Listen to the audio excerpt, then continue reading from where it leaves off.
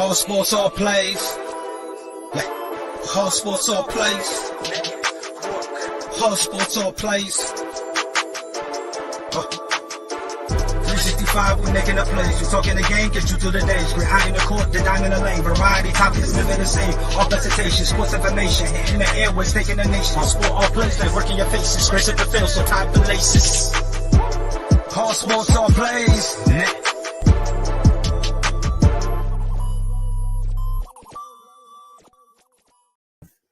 And welcome everybody to the latest episode of Real Talk. I am your host, Mr. Bond Chronicles, here with Coach. Coach, how are you feeling today? Still feeling good in spite of a tough loss. But it's always Cowboys for life. So I'm gonna represent win or lose. All right, well, I definitely understand that. We had a successful week, I guess you'll call it, here in Washington. Carson Wentz starters. So look at that. The Lord works in mysterious ways. So what do you know? Taylor Heineke's the starter. Now that the season's already down the toilet, because we're the greatest division in football history all of a sudden. But yeah, good Sunday slate of games. The Denver Broncos have showed up on a primetime night for once. Finally, Chargers out. So I don't know what's going on with that offense tonight. It is. They seem to maybe have got it going. Scored a touchdown on the last drive. Just a quick update. It's 10-7 Denver. So we'll kind of see. Eckler got in the end zone there. So. We'll see. If they can keep the momentum coming off of that drive. But we do got to get into tonight's game for picks. I am going, and obviously would always go Chargers. I did pick them to come out of the AFC. So I do have the Chargers for tonight. We'll ultimately see how that ends up going. Right now they are down. But who do you got? I was with you until I started watching this game, and it just feels like the Chargers' offensive rhythm is off. So I'm not sure they're going to be able to. And it's probably credit to the Denver defense, because we know that is a strong part of their team. But I'm gonna just pick the Chargers just selfishly because I need Herbert to have a big game for me. Him and Mike Williams have a big game for me in fantasy. I definitely understand that. And just to the people, we did not do picks last week since we couldn't broadcast it. I figured the season. Yeah, it wouldn't have been the same. So we'll get to that this coming Thursday, I believe, is barring anything changing. We also got some basketball that's coming. Yes, sir. Ladies and gentlemen, we got a segment of that today. I'm excited. Basketball is back, man. Man, it feels good. It's just different. Russell Wilson had a screen popped up. Almost could have been a pick six on third down. But yeah, man, I'm excited. It's an exciting time with the NBA quickly approaching. A lot of young black men getting paid. Getting generational money. There you go. For them and the programs that will be put in place so that they can invest it and cultivate their family and their life environment. So definitely exciting times with that. But let's get into last week or yesterday rather. A lot of big games, surprising outcomes. But we do got to start with the big game. We have Philly and Dallas. Fight for the head of the division because had y'all won, y'all would have had the head-to-head win, so y'all would have now moved the first place. Yeah, all right. There was a lot of discussion about what's Dallas going to do at the quarterback position leading into this week. Dak, by all accounts, said he was an A as far as grip strength, but he just wants to get to an A+. So a lot riding on this game. Game started out, Philly came out the gates ablazing. Looked like Dallas didn't belong on the same field. Until late in the first half. Dallas put some things together, and they came out in the third quarter and kept it going. Ended up coming down the stretch. It was a close game. I'm not going to say me specifically for legal reasons, but I know someone that wagered on the game with someone else, and allegedly they had received their money by halftime because the other party thought the game was over. Oh wow! Allegedly it was just in the Cash App account. It was crazy, but nonetheless, the game got close, and in an MVP type performance, Jalen Hurts went down the field and got a touchdown when he needed to get it, and that really put the game out of reach. It wasn't really close again. Per se, and Philly pulled it out. So I guess as a fan, from what you saw, are you impressed? Were you discouraged by once you got it close, not being able to get it done? Like, what was your takeaway kind of from the game? I think the biggest takeaway for me is that we could stop this whole should Dak be the starting quarterback when he comes back, because I think we saw Cooper Rush come back down to earth, and we sort of there's a reason why he's a backup quarterback, and that's no disrespect. It's just the fact of the matter is that he this winning streak was more of a byproduct of the defense and the running game than it was Cooper Rush. So I just think that we know now that once Dak comes back, that he's going to be the starting quarterback, and any of those questions are put to bed. What I did like, is the fact that, this game, like to your point where somebody was already paying at halftime, like this game looked like it was going to be ugly. It was a 3-score game in the second half, and I'm like, oh boy, this could be bad. But to our credit, they we really responded and made this a game. This was a 2017 at one point. So the fact that we were able to get back in the game with Cooper Rush playing so badly or turning the ball over, like to me, that's an encouraging sign. And so I'm positive by nature. So I'm just going to look at the positive out of this and say that once we get Dak back and the offense is at full strength, defense is already, we see the defense is playing at a high level. So it's just now for the offense to catch up, and then look out for Turpin, because that guy is electric. So I'm really excited to see what they could do to incorporate him into the offense some more. So those are my takeaways from it. It's interesting that you saw that performance, and I did not get a chance to watch Undisputed this morning. I'm sure there was. I watched it a little bit. Skip was hilarious. I'm sure. I just see it different, and I'm just going to stay here. And I know what's probably going to happen. I think you're right. I think Dak's going to get that job back. But I completely disagree that we saw Cooper Rush come down to earth. I think we saw Cooper Rush have his first bad half. He had been playing basically perfect football. That was unsustainable. I don't know about perfect though. But he wasn't making those kind of turnover-free football. I think that's more accurate. I think he was playing safe, and he was also, you got to remember, he was trying to get caught up to speed. We've talked about how much bad football we've seen with people not having timing and rapport. So I think there was a lot of other things that were involved in his starting process. And I think what I saw is a team rally behind a quarterback when they could have easily fell apart. If they believed what you said, that he's just a backup, I don't think they come out in the second half the way they did. I think they believed in him, and he led them and proved to them, because I believe he's been proven to them in a lot of these close games, I'm the guy. And so I think in a big sack here by of Herbert there on second down, I think in that locker room, I think Dak has a huge amount of pressure. Now, granted, the next two games are layups, so he should look good.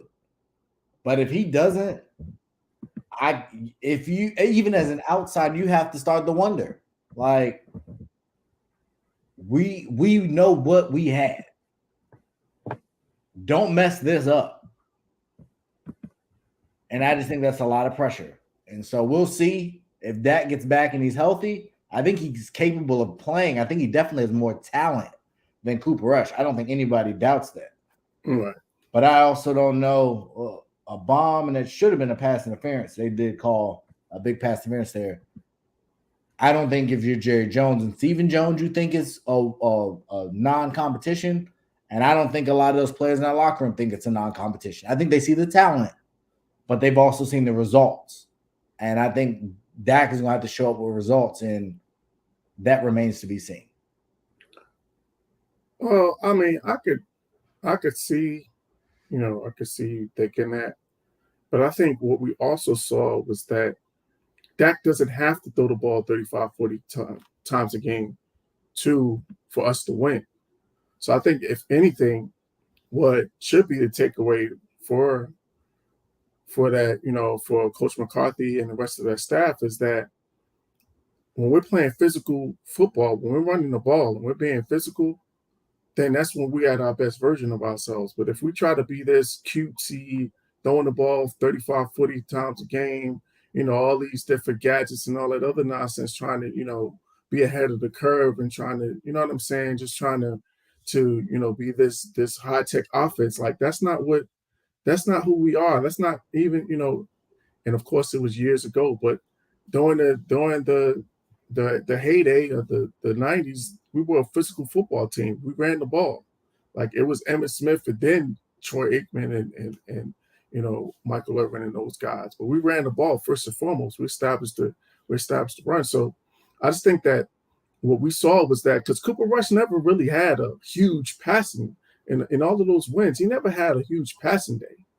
You know what I'm saying? So I think that Dak also needs to see that as well, that we don't have to put up these huge numbers. You already got your money. You don't have to prove that you're this, you're this electric or you're this elite guy that's going to throw the ball, have 300-yard games all over the place. We don't have to do that to win, because even when his rookie year, when we won the division and went to the playoffs that year, he was really a game manager.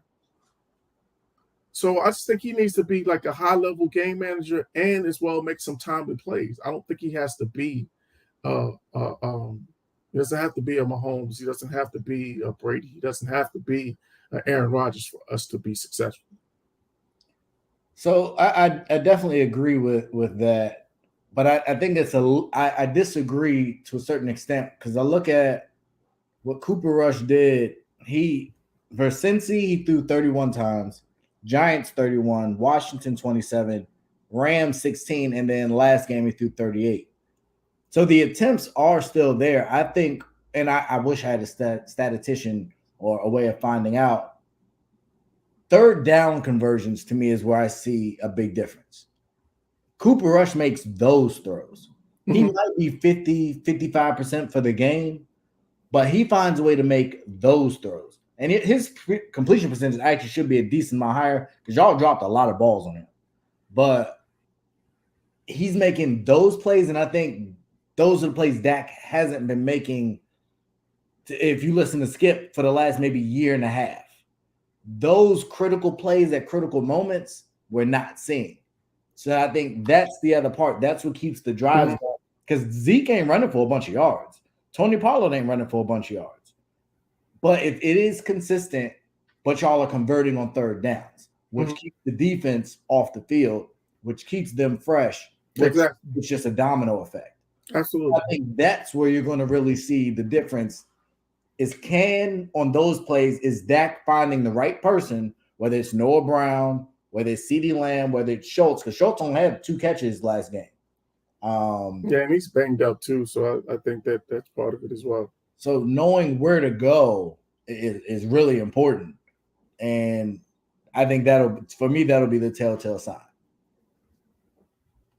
But moving on to another big game, and any other week would have definitely been the first game we talked about. Buffalo and Kansas City, the rematch of last year. And Damian, to your point, I agree.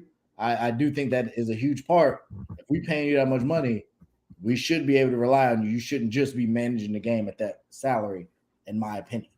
But on to two quarterbacks that are getting paid a whole lot of money, and they're not managing games. Patty Mahomes, Buffalo, competitive game. Patty Mahomes turns it over late. You get that with his type of style of play. Sometimes it works out, sometimes it doesn't. From this game, what is your takeaway? Was this a precursor? Is this a passing of the torch, or is this just a regular season game and it doesn't mean anything? No, I don't. I think it's a little. I think this is just a pre. I think we're going to get a rematch. I think that this could be potentially a preview of the AFC Championship game. Of course, there's other teams that might have something to say about that. But to me, when both of these teams are at full strength, and here's the other thing, let's wait and see what happens with Christian McCaffrey. Like, if they find a way, and we talked about this before, is that they can find a way to swing a deal to get him. Like, it's scary hours with that offense, because they're already explosive without a number one running back, and you put Christian McCaffrey and his ability to catch the ball at the backfield, like, they could be super dangerous. So, but I think that the takeaway is that, or the biggest thing is that we see that Patrick Mahomes, that style of play, while it's exciting and while it's it's thrilling, exhilarating, all of that good stuff, it also leads to turnovers at the most inopportune time. So I think that was really the biggest thing, is that while numbers are there, the numbers are great, and it was fun to watch, but to your point with your question about Dak, I think sometimes you have to ask that same question about Mahomes in terms of him turning the ball over at the worst possible time. So to me, that's the biggest takeaway for me, or the biggest couple of takeaways for me. No, I agree. I think it was interesting. To your point, the Christian McCaffrey, it does exist. Like I said, we'll get into a little bit later, I believe. So we'll get to that. But I definitely agree with you 100% that in these types of games, you can't make those types of mistakes. You can't kick field goals. You can't make mistakes. And you saw a bit of both. So I don't have the rematch. I have these Chargers in that game. I am not quitting on that yet. But, man, it does not look – it's not looking great these days. It's not looking But you great. got Buffalo – is it Buffalo in the Chargers you got, or is it Kansas City in the Chargers? I got Buffalo. Buffalo and Chargers. I thought Kansas City would take a step back. I've never been a Juju fan, and I just thought they would regress a bit, and they figured it out. So, well, I think offensively, we know that they were.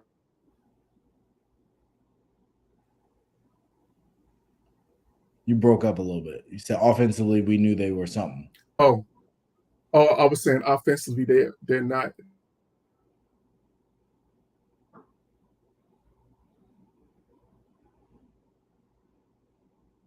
I think you froze up on me again. Team they work with Tyreek Hill, so they. No, he came back. Yeah, can you hear me? It's going in. I was saying that they're not. Okay. I was saying that they're not as explosive as they used to be, and they're going to. I think it's even more important that Patrick Mahomes takes care of the ball, because they don't have that quick strike ability. Like, you're going to have to be patient. You're going to have to, sustain drives for them to be effective, because you're not going to get those 3 and 4 play drives where you just hit it and, go over the top and make something happen real quick. Yeah, for sure. Absolutely. Let's see. Okay, good to go. So that brings us to another game. And unfortunately, our beloved Dev isn't able to make it with us tonight to speak about these Ravens. But I guess my quick question for you is, one, what is going on with the Giants? And two, how the way the season has gone, is this helping or hurting Lamar's contract negotiation? Start with the Giants. Okay, so for the Giants, I don't know. Somebody is doing some Hail Mary. Someone's lighting some candles. Somebody's praying to touchdown Jesus. Because these guys are really they are finding ways to win. But, having said all that, that's a credit to them as well, because that's what winning teams do. They find a way to win. So I just don't know how they're doing it. Like, and my man Saquon, he keep on, I might have to, I might have to owe him something, because he's making me sound real smart, because this guy is clearly, and he said it to his credit. He said it, I didn't come to play no games this year. And he's been proving that. I'm just not sure if this is sustainable. I don't know if this is one of those things where it's just like a magic carpet ride and eventually runs out. So, but the other thing is that the defense also, that defensive line is really starting to, they made life uncomfortable for Lamar, and I think that also led to some turnovers and why he turned the ball over as much. Say that ended the game, turnover. Yeah. So, and with the Ravens, on the Ravens side, Lamar's gonna have to become more consistent. Like, at the beginning of the season, we were saying, "Oh man, he's stacking. His bag is getting bigger and bigger." And then these last couple of weeks, well, I'm just saying, everybody that was on the Lamar Jackson train was like, "This bag is getting bigger and bigger." So if you're a detractor, then I think these last couple of weeks are proving that or saying that, or is supporting your argument or supporting your narrative, whichever term you prefer. But I just don't, and I've been on this for a minute, man. I just don't know how they can sustain offense with that just lack of talent on the outside. Like, it's only so much that Mark Andrews can do, and unless they get unless that running game starts hitting, or I just don't know, man. I'm just not sure if they and it's almost sad in a sense, because it's like we could see the talent level is clearly there with Lamar Jackson. It's just you want to see what it would look like if he had some real offensive weapons on the outside. Yeah, I do agree. I agree with that. But he's been missing throws when people open. It's not like it's not like they're covered all the time and there's nobody available. Fair. He's missing some throws, man. Like, people that's fair. Schematically or whatever, they're getting open, and he's missing at big moments. And you just can't do that. To the Giants' point, I think the Giants are going to get Flacco'd. They're going to get because they're going to pull around and end up paying Danny and Saquon. And I just am not a believer. I don't care.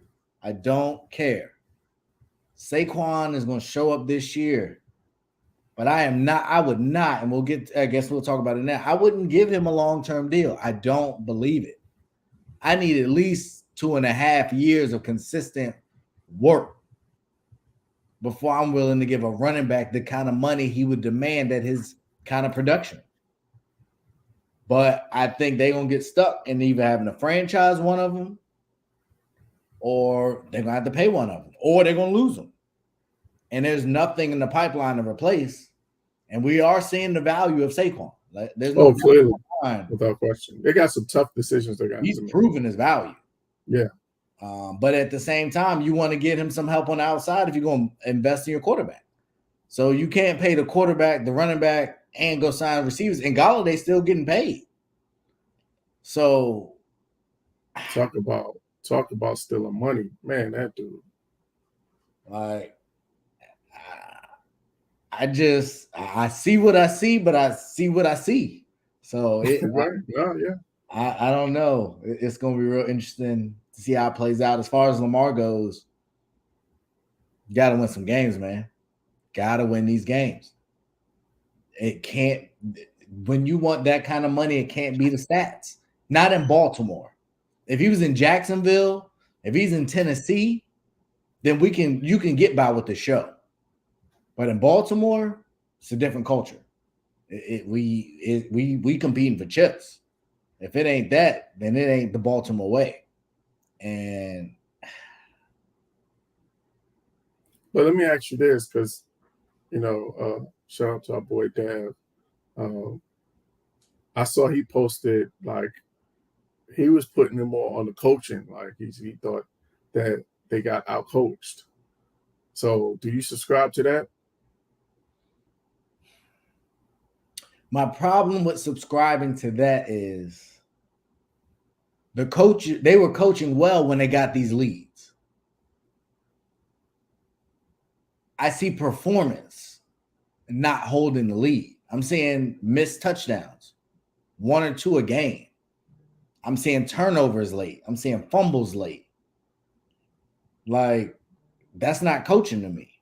Mhm. Coaching is putting them in position. At a certain point, you got to execute.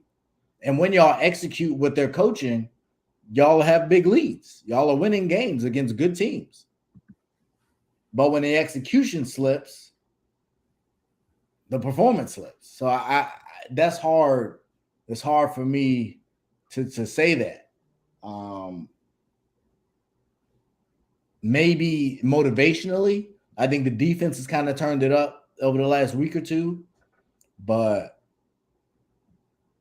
I'm not seeing them look ill prepared. They're not getting blown out.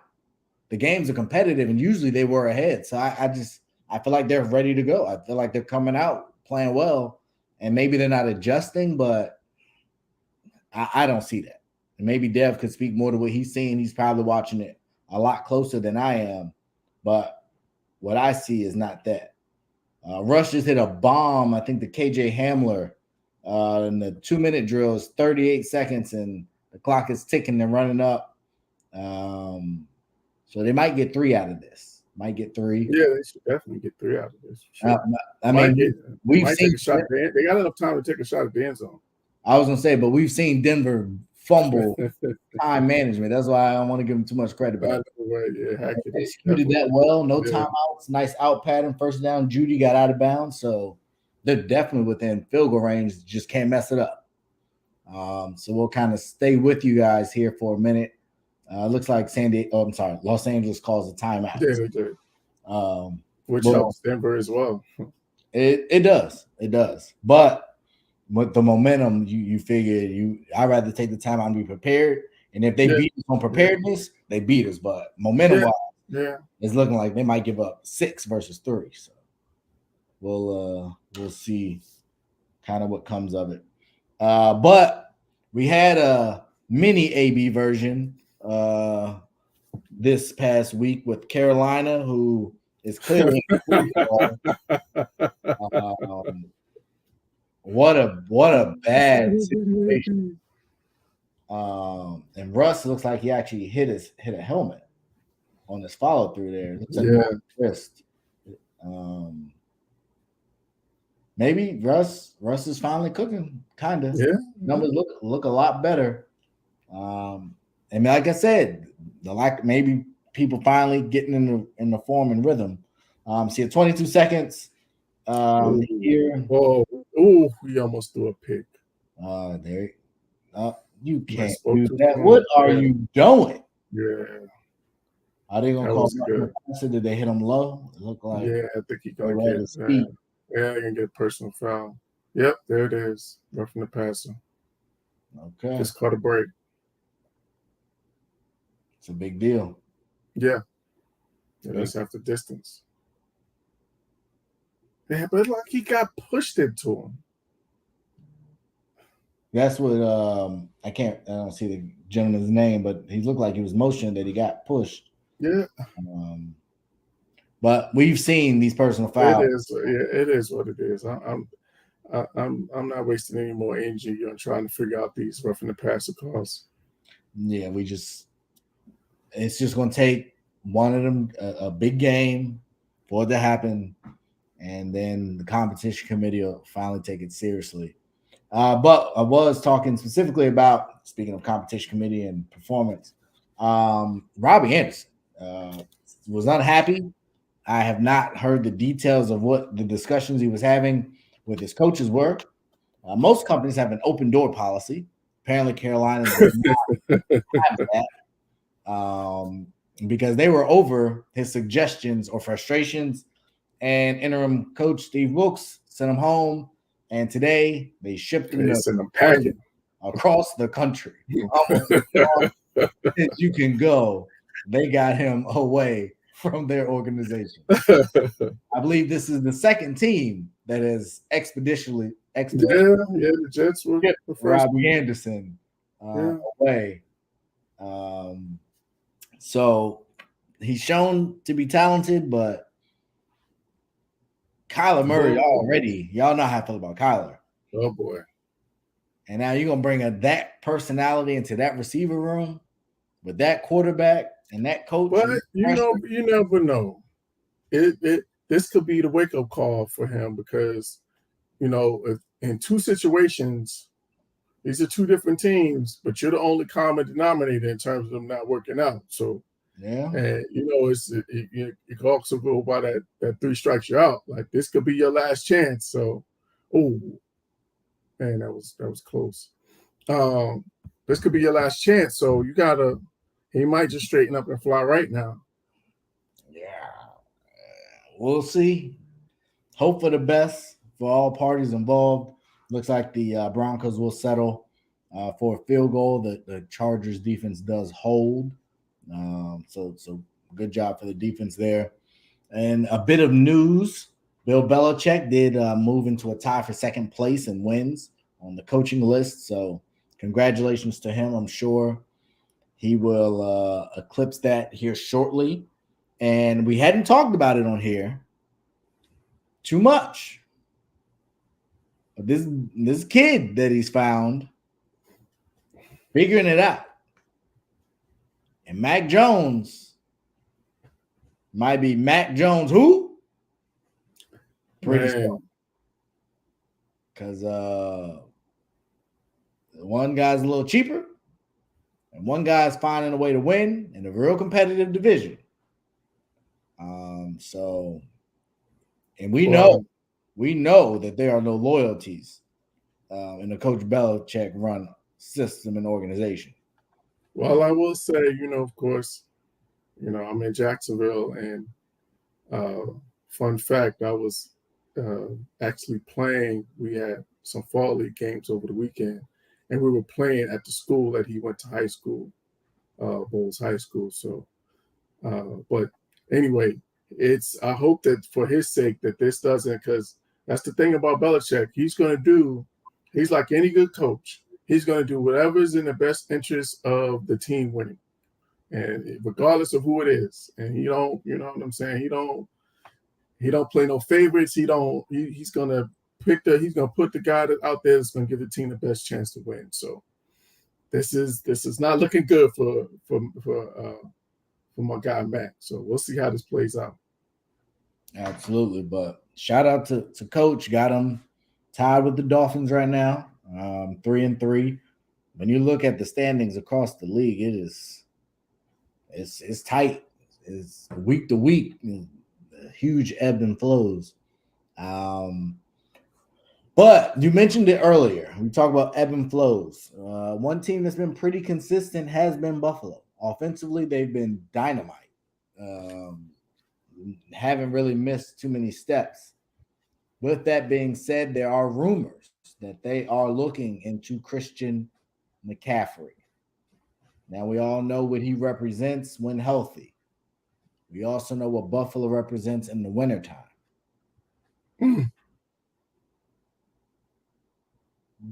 Does Buffalo need to make this move?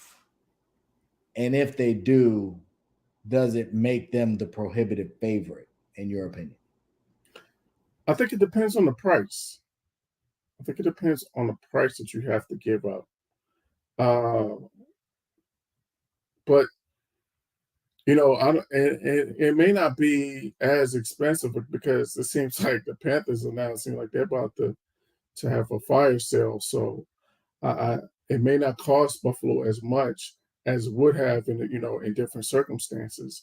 But I think if you put him on that team and if you got a core of him, Diggs, the tight end Knox, if that's your core with Josh Allen pulling the trigger, that's what I'm saying. Like you put with him pulling, well, they're gonna have to give up something. They can't just give. I don't think they can just get them for draft picks. They're gonna want some piece back. Maybe they could throw what's the Moss? Is that no Singletary?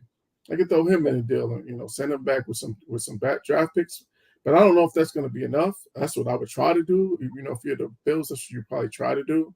Is put a young piece like Singletary with some draft picks and see if that's enough. But if they get him for the right price, I think that they are the prohibitive favorite because I already picked them to win the Super Bowl.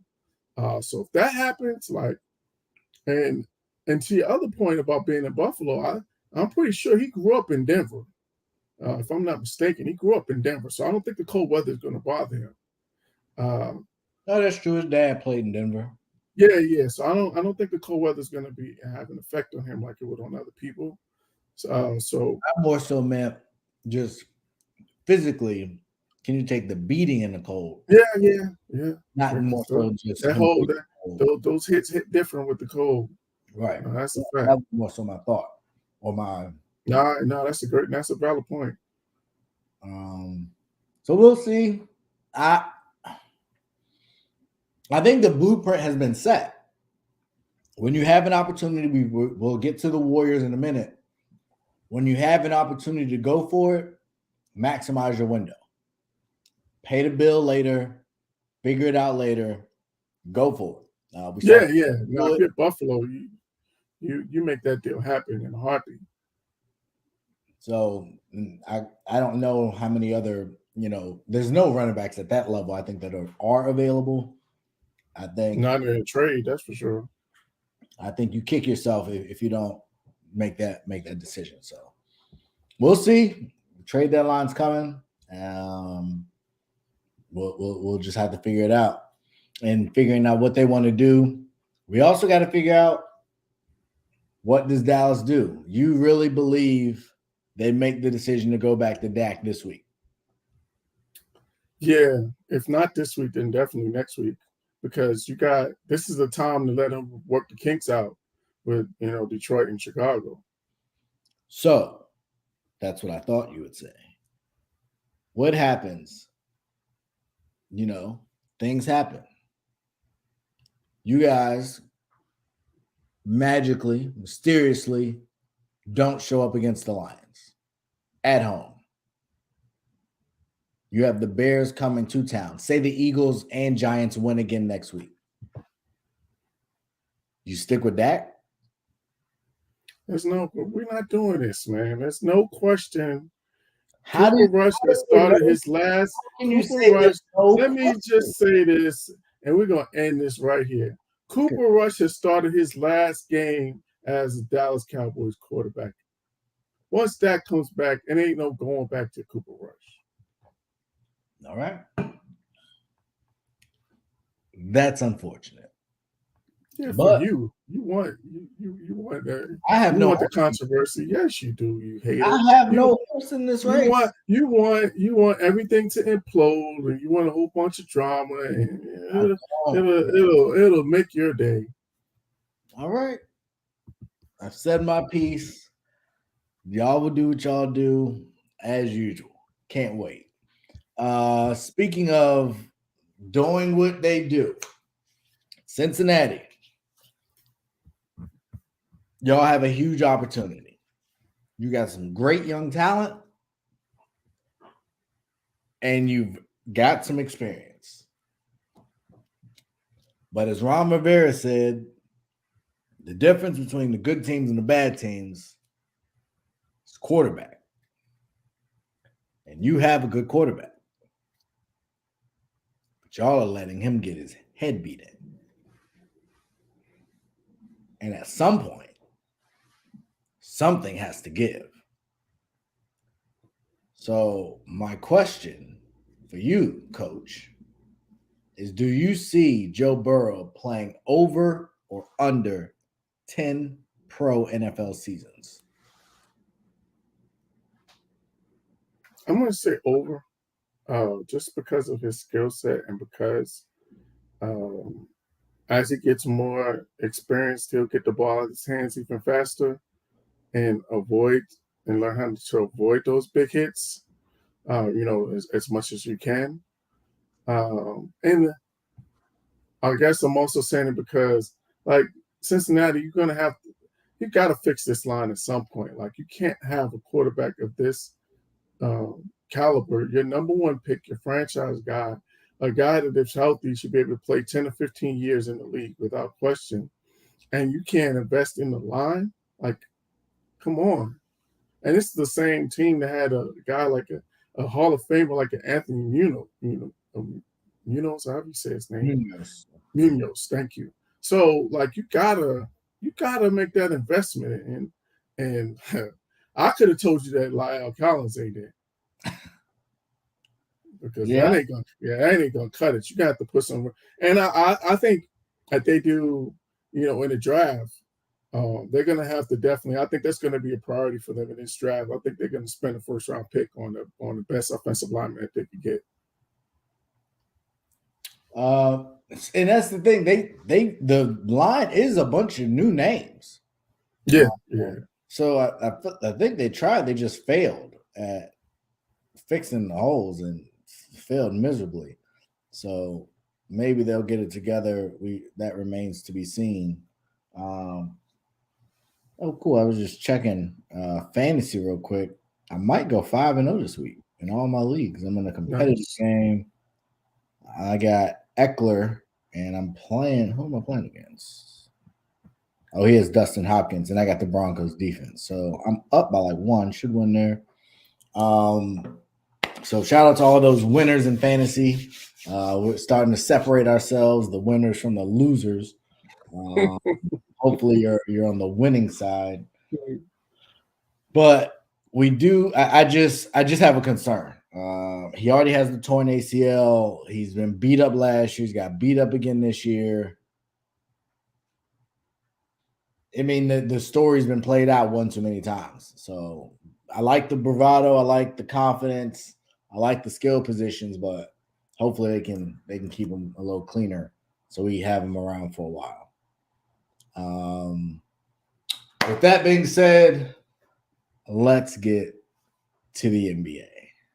Yes, sir. Just so we can declare it now for any new people that don't know, let's get it out there. Kenny, you are a what fan? I am a New York Knicks fan. Kenny is a New York Knicks fan. I, too, am a fan of an Eastern Conference team, but it is not the Knicks. I support my local Washington Wizards to the death of me. And they might just be that. But that's where we stand. I am a huge Steph Curry fan. I am not necessarily a Warriors fan because I'm not from there. Huge Steph fan. So you will probably hear me talk a lot about Steph, the greatest point guard of all time. Don't start. So just so y'all know where I'm at. Yeah. And while you're saying that, I am a Knicks fan, but Kyrie Irving is family. So whenever the Knicks aren't playing, I'm rooting for the Nets. Love to hear it. I am a Kyrie fan, not because he's family, just because I think we align on a lot of things in life, and he's a great basketball player. So let's get to it. I hope you wrote yours down. I will try to get mine pulled up real quick. But we got eight slots. We got 8 slots. We got them in the East. We got them in the West. So everybody pull up your standings. Y'all can come along with us. You can put it in the chat. We are picking who are the 8 teams that will represent the Eastern Conference in the NBA playoffs. And I'm going to try and keep this for the remainder of the season. I got a bunch of football stuff up. So I'll try and get that down. But we are picking our 8 East playoff teams. I've given you enough time there, Coach. Give me your 8 if possible. But are we doing 8 or are we doing play-ins? I want to know who making the playoffs. If you the 7th seed and you lose and don't go to the playoffs, I don't care. So we're doing top 8. Top 8. Okay. All right. What we doing? East first? Yeah. Okay. All right. So right off top, I could easily. I could do 6 right off top. Of course, Miami, Milwaukee, Brooklyn, Boston, Philly, Cleveland. So that's 6. Okay. Chicago, I'm going to say 7. And a toss-up. My toss-up between the 8 is Atlanta and the Knicks, because I think Charlotte's going to take a step back, especially with Melo, being hobbled. I think that's going to, and then also losing Miles Bridges, I think is a big loss for them. Has there been any? I haven't heard anything about. I have no clue, man. I don't know what's happening with that. He ain't re-signed, but I haven't heard. Yeah, I think I did. The last thing I saw was that they rescinded his qualifying offer. Yeah, so he's just out there. See, those are my 8 Those are my 8. Who's the last? Oh, I didn't say. I'm gonna go with my Knicks at 8 over the Hawks. Okay. So I like a lot of what you have there. I like a lot of what you have. Obviously, I have a couple things different. Just give me a second while I move this over. And we have kicked off to start the second half of the game. So I'm with you. I'm going to go Milwaukee. I'm there. Brooklyn. I'm with you. Miami, I am with you. Boston, I am with you. Philly and Cleveland, I am also with you. And that is where we part ways. Okay. I am going to go Toronto. Oh, I forgot about Toronto. And I really want to pick Detroit, but I don't think they're ready. No, they're too young. I can't. They're not ready. Yeah. Which forces me to pick the Washington Wizards. Of course you did. The Washington Wizards will get it done. Of course you did. Healthy, rested Bradley Beal. Finally going to hopefully get a healthy Porzingis with Kyle. Hey, y'all better get them rosy beads and candles that the Giants fans are using. Hey, Damian, I wanted to say it. I wanted to say Detroit. This is too young, Damian. I didn't have it in me to say it, but they're too young. I like them. I do like them. I know. I think they're going to be better. I think it's going to be, especially at bottom, I think you got 3 teams that's going to be battling for that play-in between the Knicks, the Hawks. If Orlando gets a better guard play, Sucks got to have a big year for them to they're not. They're not there yet, but they're shocking. You got Denver. That's shocking. Yeah. So we're gonna move it on to the west side. We're gonna go west, and I'll start with you, sir. And this Oh is no, where, you go first. I went first in the East. You go first. all right, let me pull it up there. I am okay. So I'm gonna go Golden State. I'm going Dallas. I'm going Denver. Mm-hmm. I'm going Minnesota. I'm going Clippers. 1, 2, 3, 4, 5. Clippers. I am going New Orleans. Mm-hmm. 6.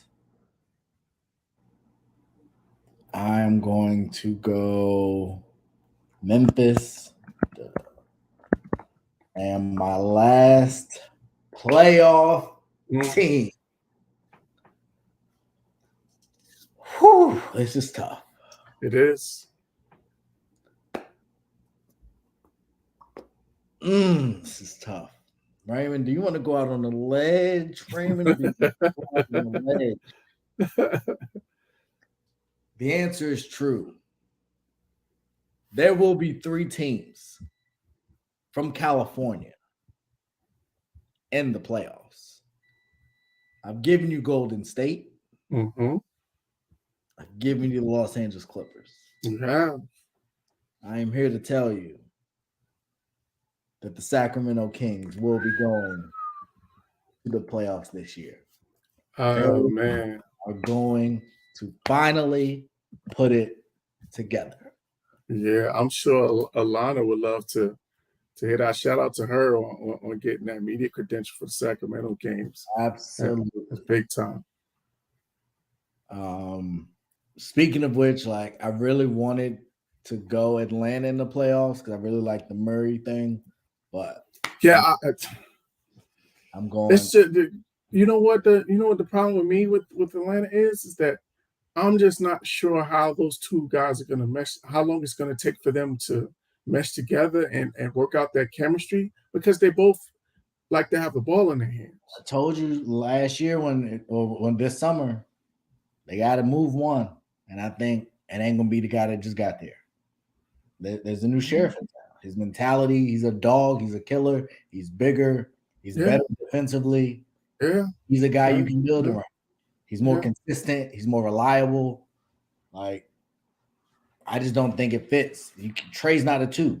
He shoots, but he's not a 2. But you know what? I think it all depends on how Nate McMillan utilizes him. I think we're going to see him playing a lot more off the ball because you're able to, because of Murray's size, he can guard 2s. He can. So they can play him, they can play them together, and he can run Trey coming off some screens. So I think that we're going to see Trey playing off the ball and coming off a lot of kind of similar to Steph. I can see them playing a similar style of ball to the Warriors. Okay. I do hope you're right because I'm a big Murray fan. I'm much bigger. Yeah, for sure. But what you got? What you got for me? Yeah, man, I'm with you on a lot of those picks. I can't put the Kings in there yet. As much as so here's where I'm going. I'm going Phoenix, Memphis, Golden State, Dallas, Denver, New Orleans, Clippers. So that's 1, 2, 3, 4, 5, 6, 7. Okay, and for my last team, I'm going to give LeBron James one last, and AD. I think AD comes back with a vengeance. I think we already see that the difference between Darvin Ham, he's already holding Russ accountable.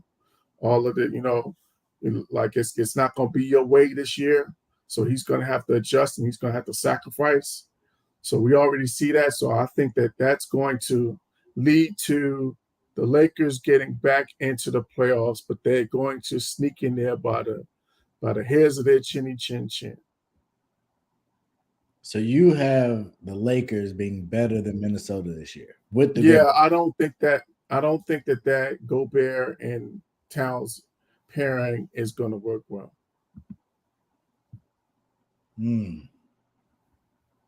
Okay.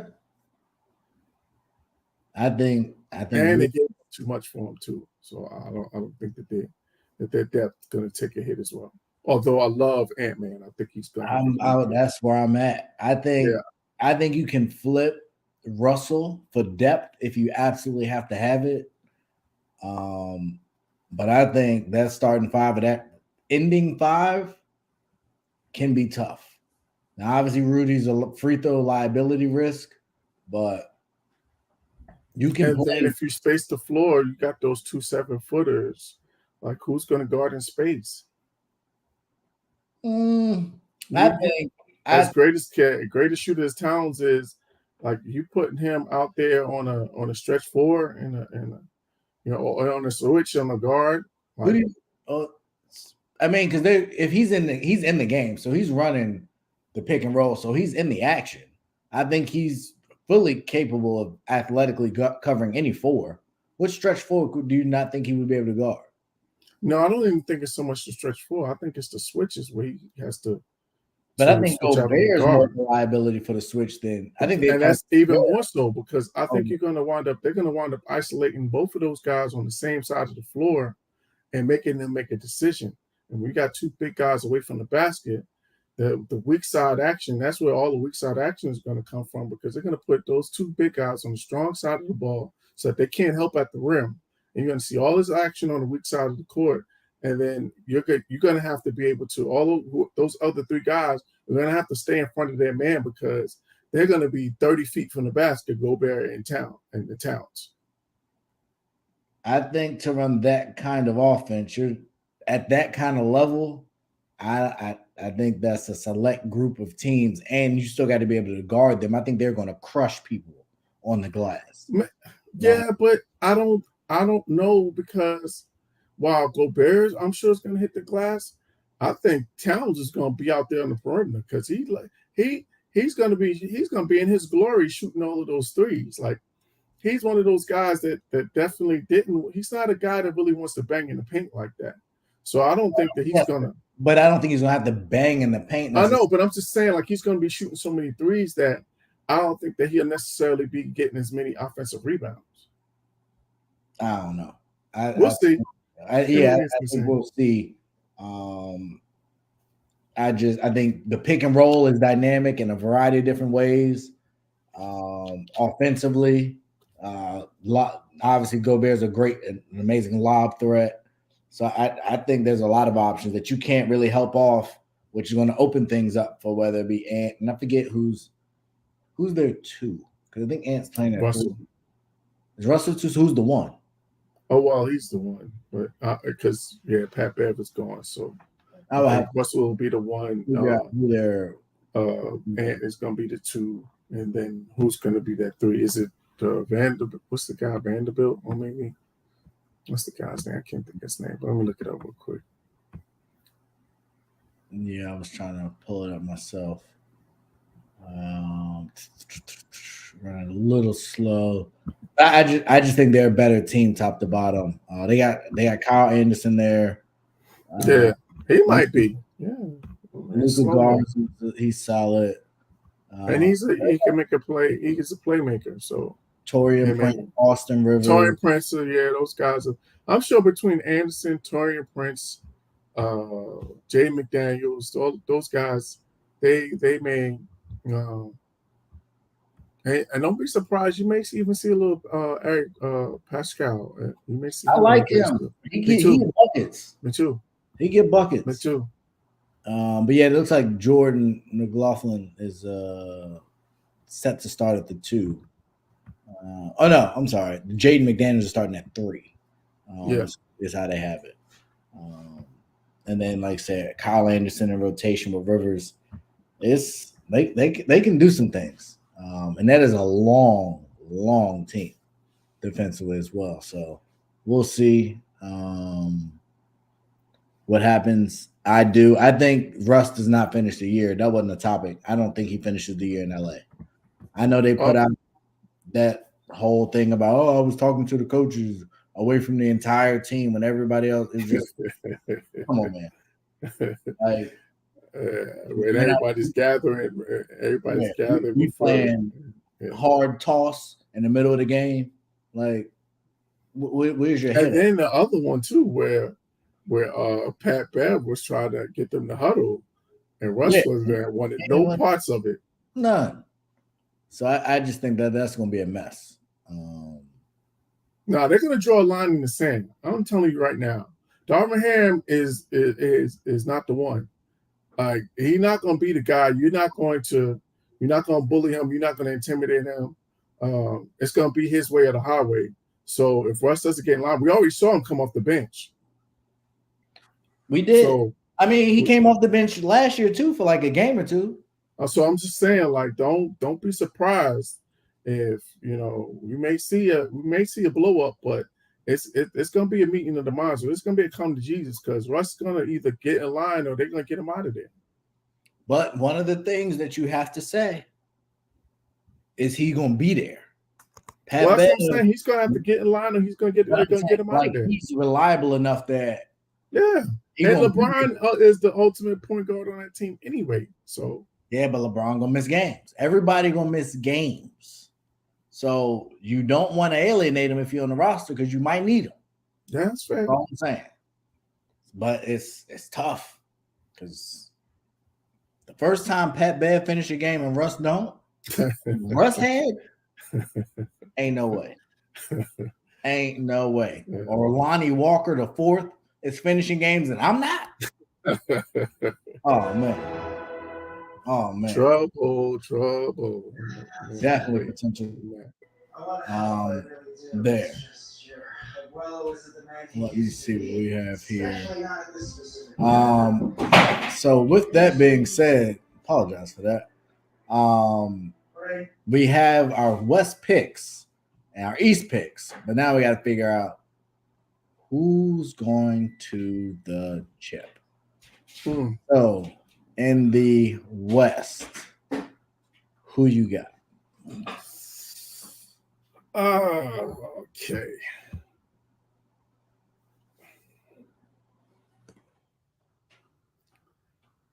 I want to talk this through, so just bear with me. Take all the time you need. So I got 3 teams in my head right now. I got Golden State, of course, defending champions. I got Memphis as my second potential. And my third potential is the Clippers. I think, I just got a really strange feeling that once John Wall gets up to speed like that, he's going to be the missing piece that they need to get them over the top, that playmaker, that where Kawhi and Paul George won't have to initiate so much offense. They'll be able to just really score and get open looks off of John Wall's penetration. So I just think it might take another year perhaps for them to do it. So I'm going to say the young fellas, Memphis Grizzlies. I got the young fellas, Memphis Grizzlies, taking that next step, running up the chimney and get into the NBA Finals. And I'm calling John Morant as the MVP of the year. Ooh, big talk. Okay. So we got Memphis for Kenny. I'm not gonna lie to you. I feel a lot about Memphis. I feel the same way about Memphis as I did about Cincinnati coming into this year. I think they're really talented, but I think they're flawed. And I don't know if they got what it takes yet. I haven't seen that. So we'll see. We got you down. The Spurs. I'm sorry? Damien, you got the Spurs making the playoffs?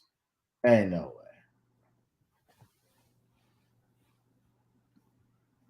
He didn't mean that. Yeah. That was a typo. They will, if they aren't the worst team in basketball, they'll be the second worst. Yeah, I was about to say they're tanking for whoever they're tanking for the French guy or Scoot or Scoot. Nah, everybody's tanking for the French guy. I forget his name. Starts with W, I believe. Yeah, Wembanyama or something like that. Yeah. He's the prize for sure. Yeah, it's between him and Scoot right now. And shout out to Scoot. My uncle signed him for the Team Ignite, so he's proven to this young guy. He came in as an 11th grader. Wasn't just out of high. He played. This is going to be his second year in the G League. So this kid, he's something different. Yeah. All right.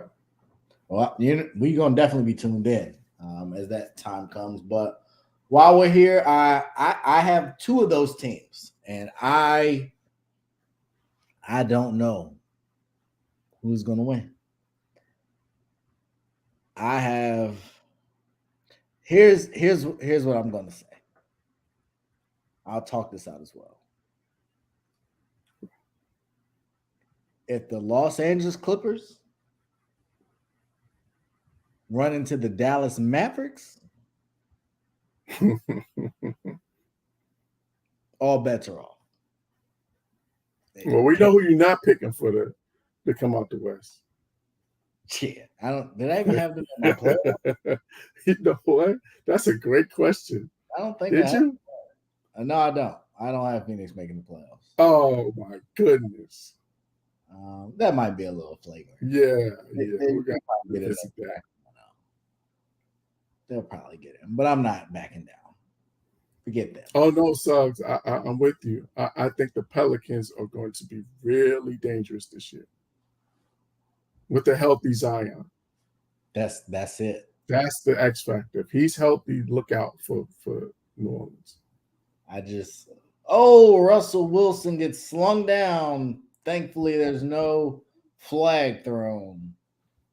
Losers be doing that.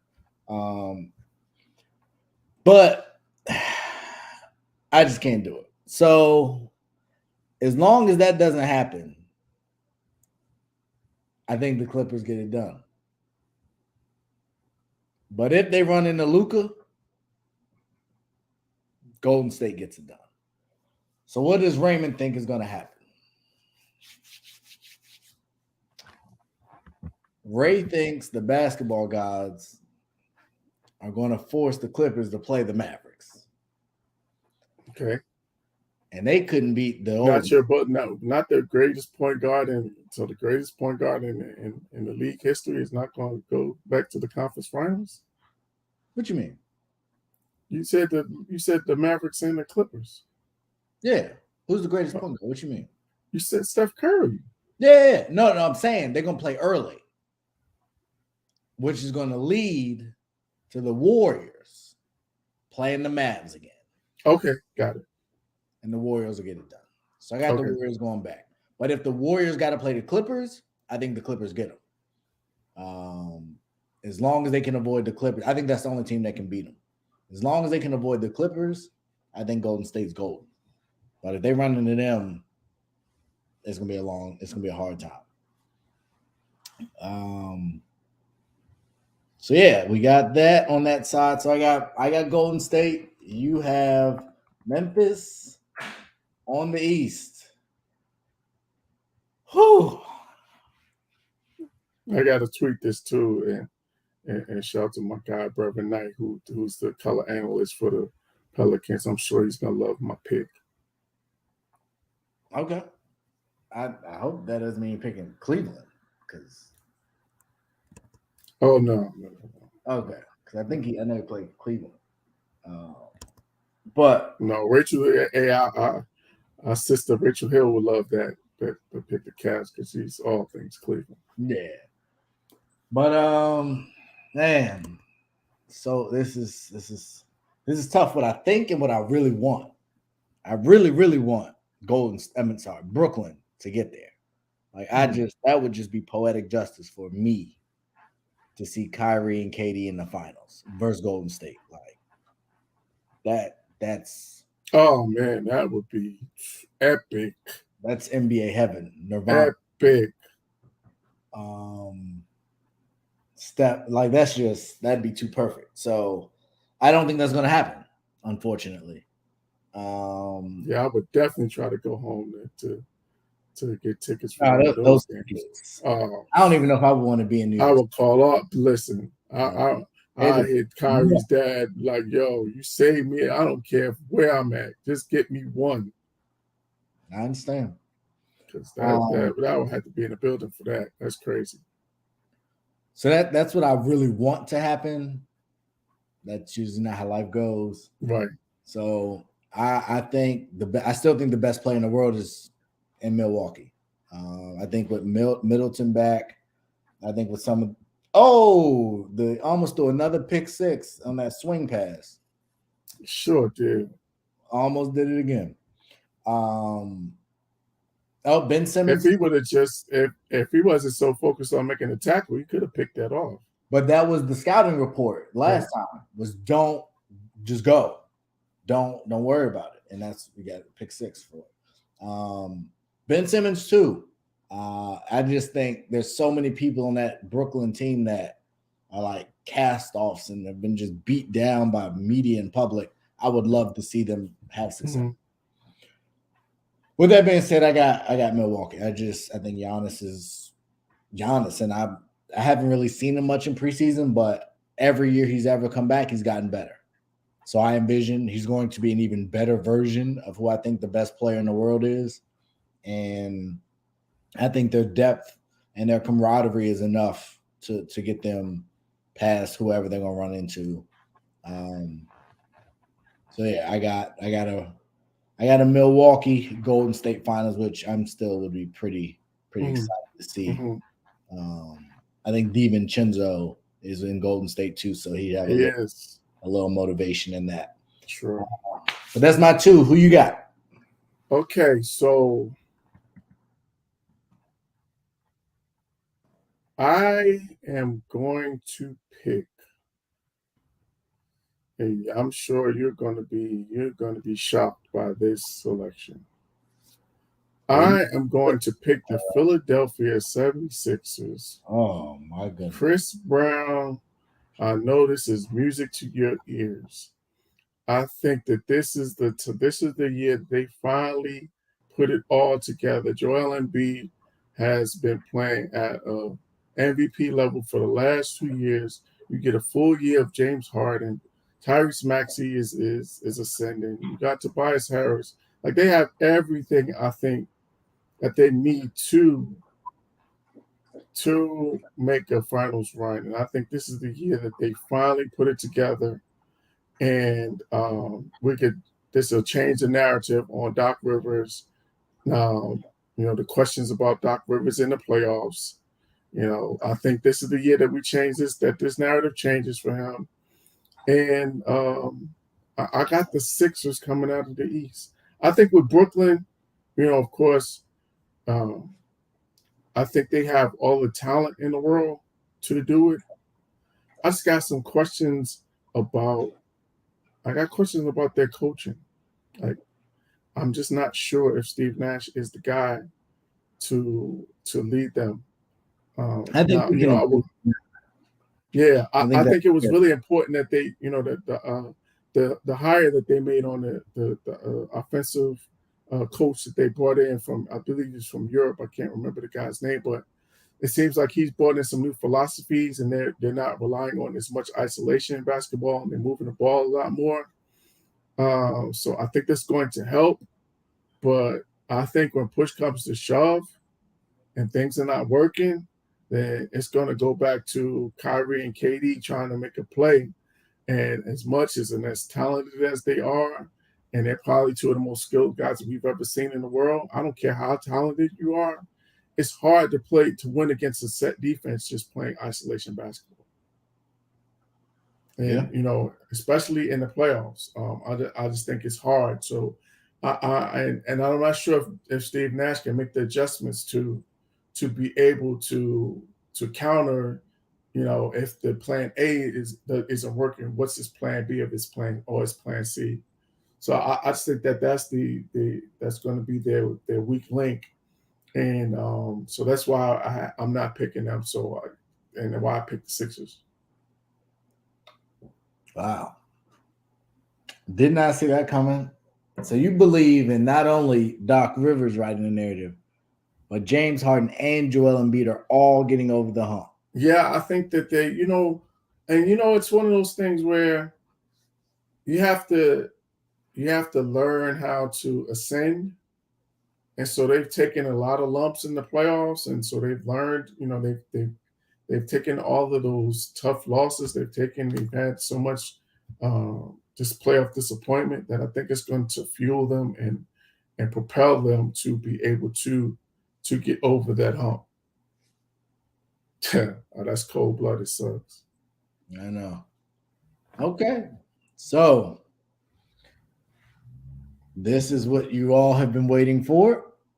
You have Memphis and Philly, two rugged teams in the finals. Don't know if that's a ratings boost, but you got two dynamic stars, so that could work. With that being said, who is your 2023 NBA Finals champion? I'm staying with it. I got the Sixers. That they totally erase the narrative and change it forever. And Doc Rivers cements himself as an all-time great coach. And I think the other part is that this leads to Sam Cassell, who's long overdue, getting an opportunity to be a head coach somewhere. This is an interesting matchup.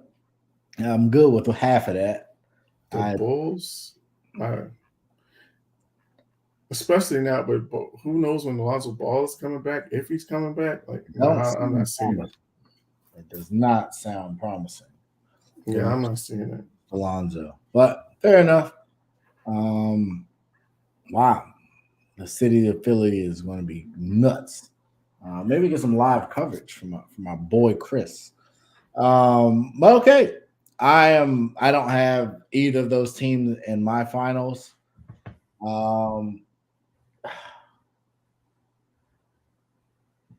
I believe this is it. I believe this is the final chapter in the Golden State story. I think the Draymond, Clay, Steph trio goes out on top. It's the last dance. I think this is the last dance. I think they all know it internally. I think Jordan Poole's contract said that. I think the lack of Draymond contract says that. And quiet as it's kept, I don't know if there's any guarantee that Klay Thompson's back. Everybody keeps talking about Draymond wanting to go to the Lakers, but they also re-signed Wiggins. So you re-signed Poole, Wiggins, you got Moody on the come up. Kuminga, Wiseman. Steph's 2 years away, but he's still going to be on the books at an absurd number. So I think that's what Jordan Poole's press conference said to me. I know I'm going to be here. I'm the future, but this year is about winning this chip. And if it ain't talking about us winning the chip, we ain't got nothing to talk about. As it should be. And I just think the culture there is undeniable. The leadership there is undeniable. And they figure it out. I think the Giannis Draymond battle would be entertaining. I think Giannis is going to be in the 37-13 range. But I just think the shooting display and consistency has them one last time. So I got Dubs doing it one more time. Back to back. And then it blows up. So that's what we got. John, you got Clippers 76ers. That's an interesting one. That would be an interesting matchup. I wouldn't mind seeing that. No, I agree. That's why I say that if the Clippers don't run into Dallas, and if they don't run into Luka, because they can play Dallas. If Luka's on the court, he just they can't beat him. I don't know why. Can't beat him. And he looks good this year early. Got in shape. He's looked good through the summer. So, man, they're gonna come out guns blazing. I'm surprised it's only two of us, but Boston didn't get a lot of conversation in the East talk. So, and I think we both had them in our playoffs. Yeah. So you don't think, and I kind of forgot this as I was kind of freestyling it. There is a head coaching discrepancy there. Yeah, I think they take a step back for sure. But I still think they have enough talent to make the playoffs. So you still have them over Atlanta with no head coach. Yeah, I think that they can still figure it out.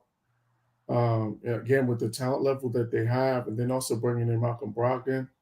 I think he's going to be a big help to them. For how long? So, we already seen Gallinari go down, and Brogdon has a similar. Yeah, that's a fair point. That's my concern. It's this team can go one or two ways. Either Williams stay hurt. Yeah, if they can manage they could either be really good or really bad. I think this could go really well, or this could just be awful. I don't think it's going to be any in between. We're going to see. Quick update, back to football. Denver with a big fourth down stop. Mike Williams has been non-existent in this game for whatever reason. It could be Patrick Surtain Jr. Is the reason. A lot of jersey there. They're on the replay. So, I don't know.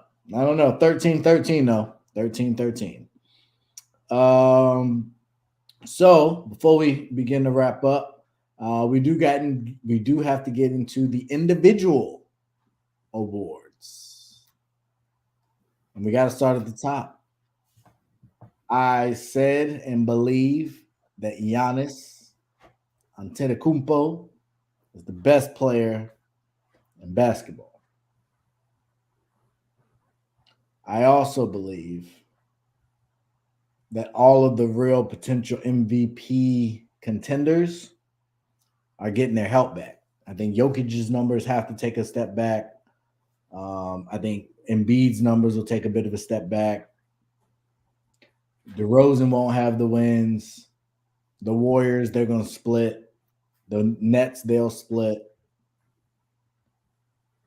So I think it just sets up for another Giannis MVP run. He's been in the competition year in, year out. And I think this year he gets it. Unfortunately, I think all the things you said about Philly is going to cost Embiid another MVP.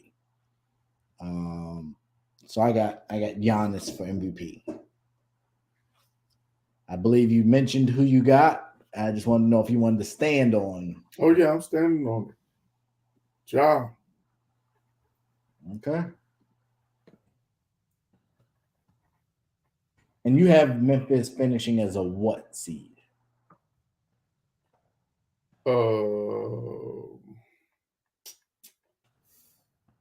I'm going to say they finish as.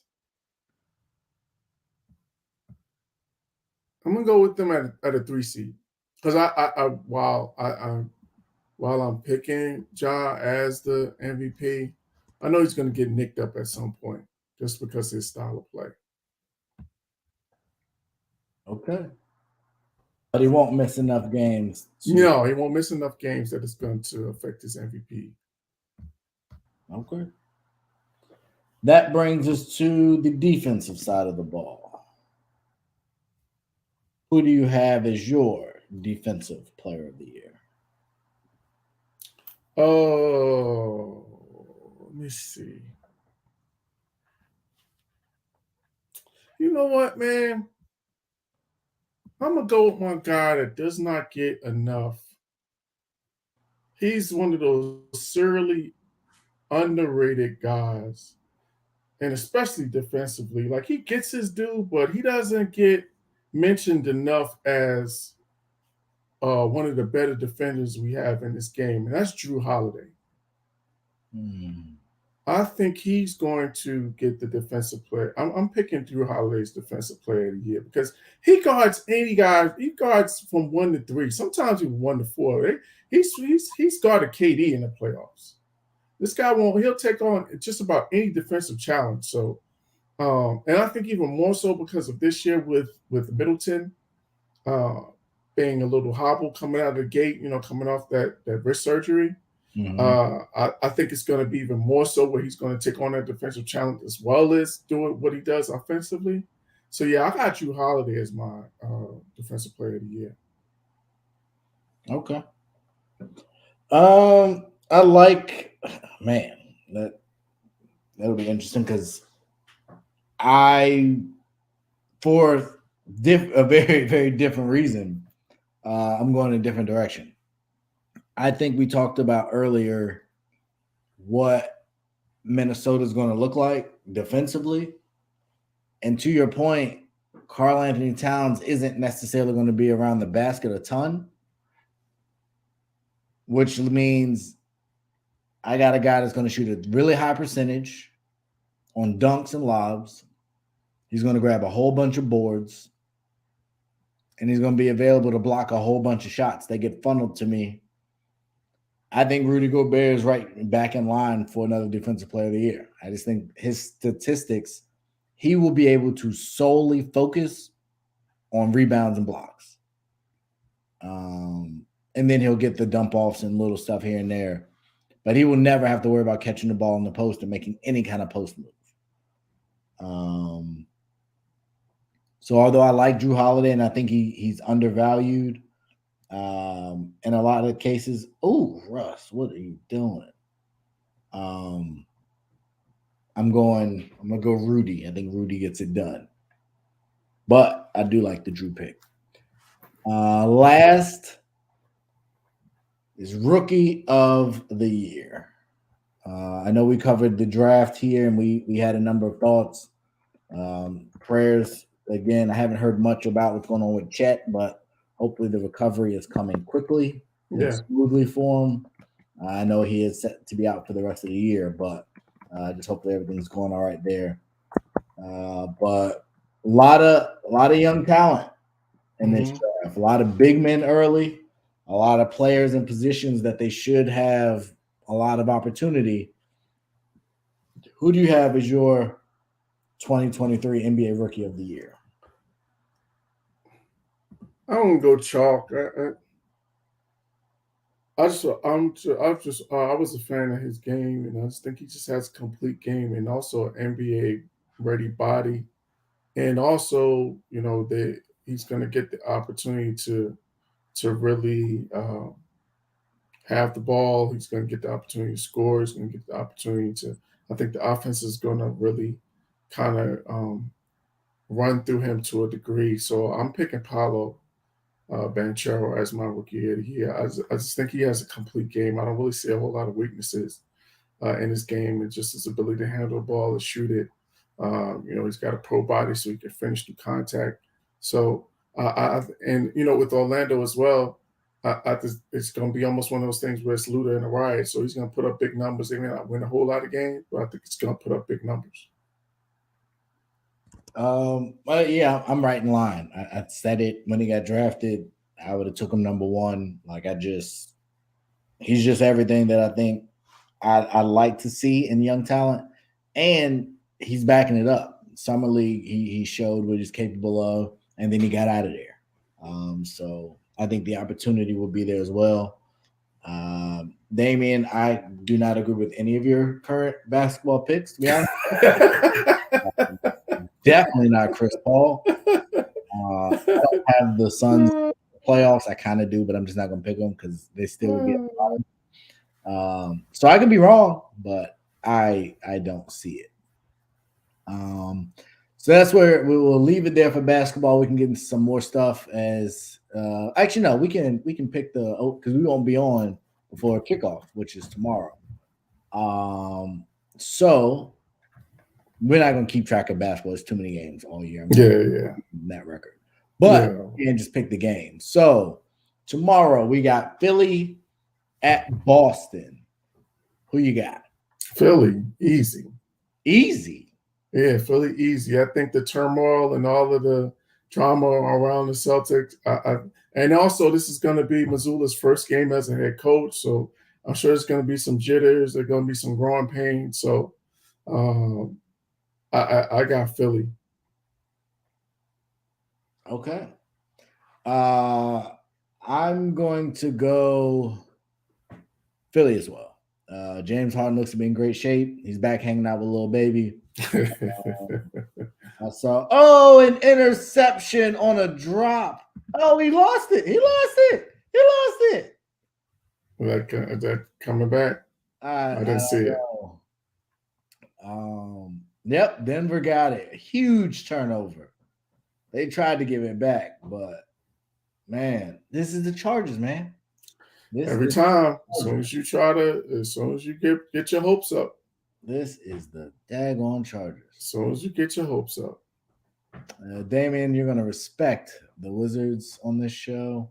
We can finally stay healthy. We might do something. I think we got a solid coach. Hey, not for nothing, though. I think Kyle Kuzma is going to have a really big year. I picked him on one of my fantasy teams. He should. But Bradley Beal is also going to eat into a lot of his production from last year. So we'll see. It's not a lot of ball. There's only one ball out there, and there's a lot of people. Yeah, that's true. So hope for the best, though. Let's go Wiz. So I did want to give an update just for people out there. Everybody on our show picked the Bills to win the AFC East.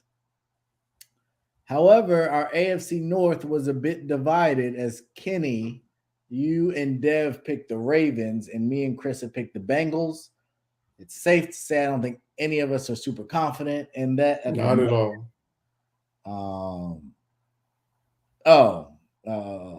They're trash. But Taylor's on the way. Might take him a week or two to get up to speed. Taylor is on the way. So everything will be okay, relatively speaking. We're not going relatively speaking. But we're not going to crater like some other teams. Now that we have a already cratered. There's nowhere to go but up. No, that's not true. It could be worse, and we're not them yet. So we could be Arizona or something. But wow, that's not the pot calling the kettle black. I said what I said. So then we go to the AFC South, and everybody except me has the Colts, who somehow, some way, without Jonathan Taylor, are managing to stay around. Another division stole one yesterday, boy. Whew. Just hanging around. I have the Titans in that division, who are currently in first place with one less because they don't have the tie. So they're 3-2. So everybody's looking pretty good there. Houston kind of started okay. I think for me, I said it was a sleeper team, but it's also become one of the most disappointing teams for me is Jacksonville. They should be better than this. I like them on paper. I like the talent, and I'm not ready to blame the quarterback all just yet. But listen, and what's funny is that I'm planning to take the wife. They're playing the Giants next week here, so planning to take the wife. So Ray Cruz, if you're listening, we got to link up at the game on Sunday. But I can't figure this. I don't know I just can't figure this team out. Like offensively, it seems like they've taken Trevor Lawrence is regressing. Like he has started out really well, and these last couple of weeks, he's really regressed. And Christian Kirk looked like, coming out the gate, he was going to be a number one? And I just don't know. Like, and in the defense yesterday, they got carved up by Ryan. We thought Matt Ryan was washed, and he turned back the hands of Father Time. Like, you know what I'm saying? So I just can't figure this team out. So, it's going. I get to, planning to put my eyes on them to actually see it in person, but I can't make heads or tails of this team for real. I'm with you. So that brings us to the AFC West.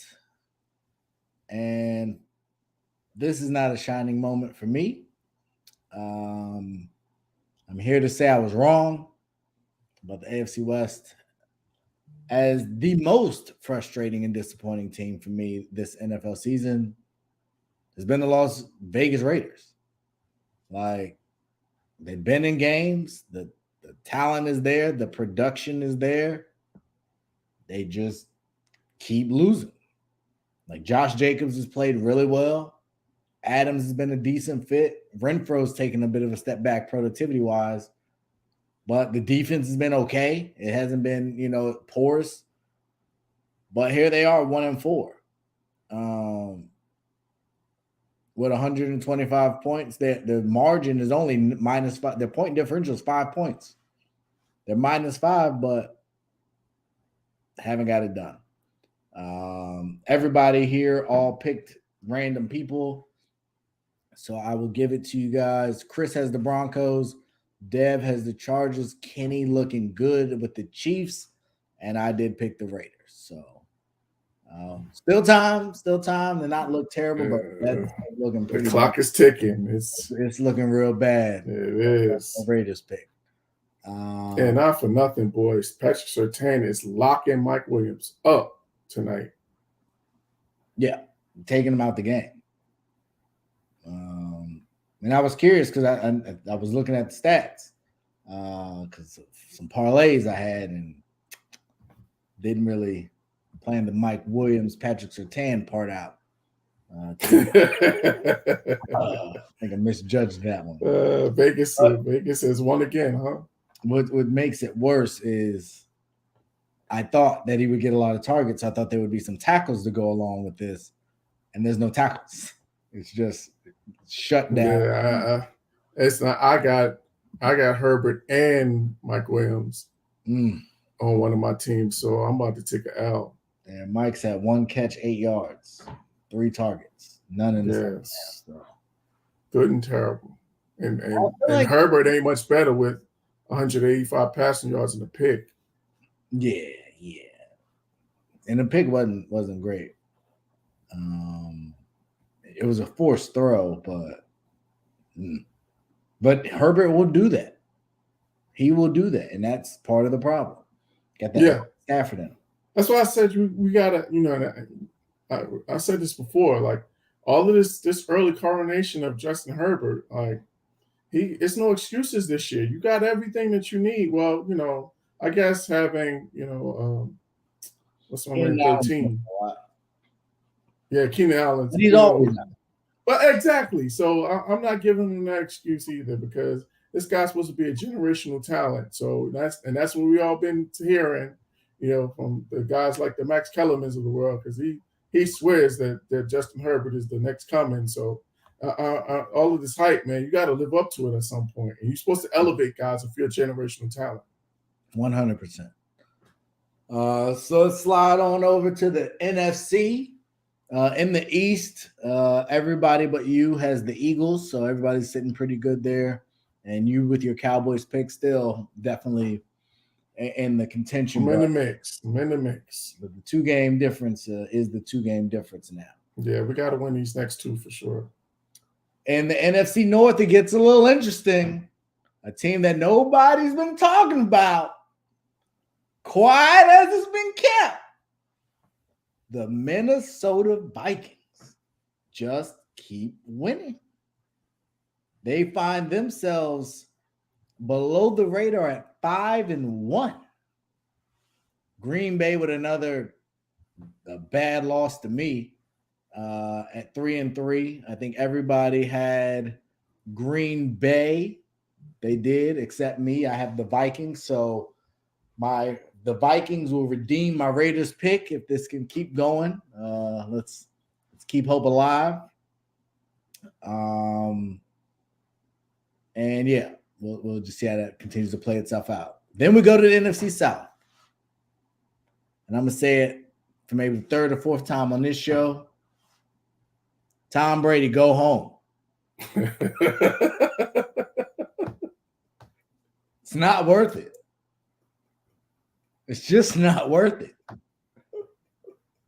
Unless you just were no longer. We file the papers. That's what you said. We file the retirement papers or file them.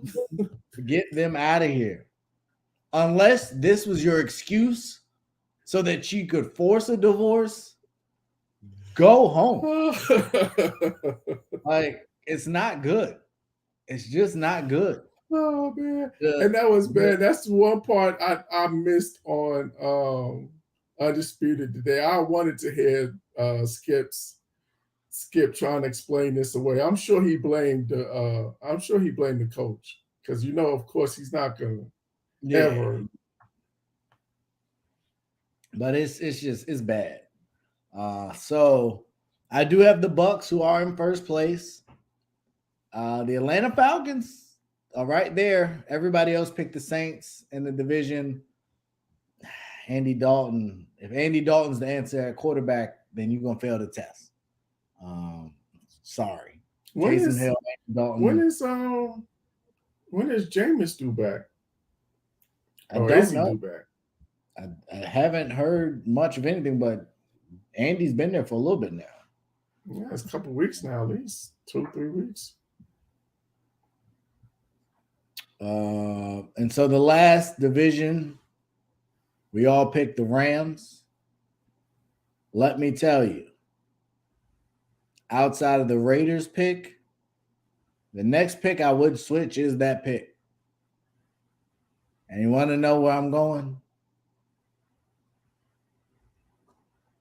I believe Geno Smith will lead the Seattle Seahawks to the playoffs.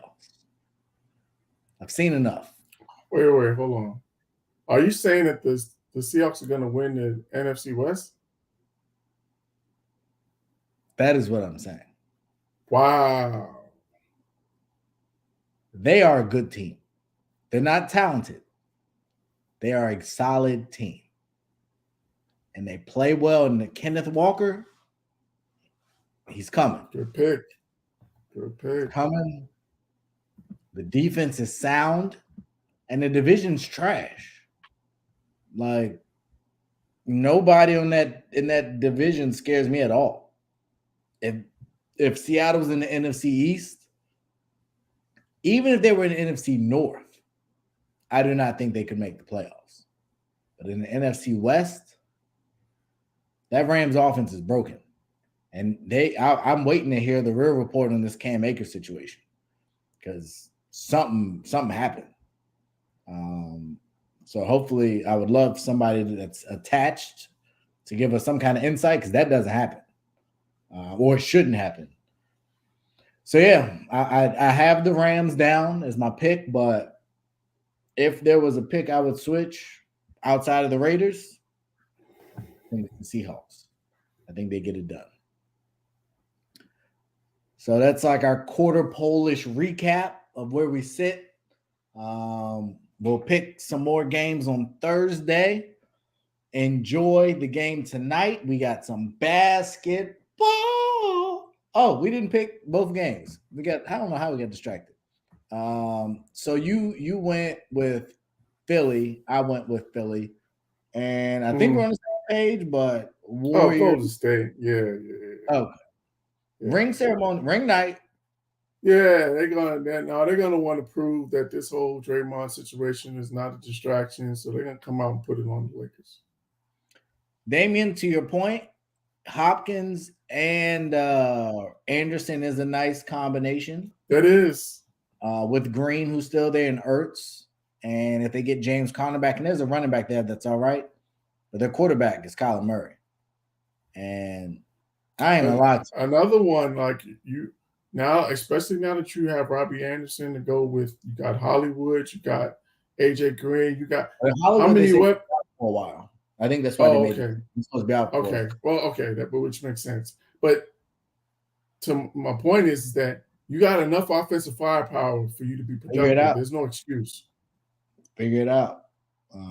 So you already know how I feel about old Kyler. He gonna get Kingsbury fired, but conversation for another day. Enjoy the basketball. Go Dubs. Go Wiz. And we will see y'all on Thursday.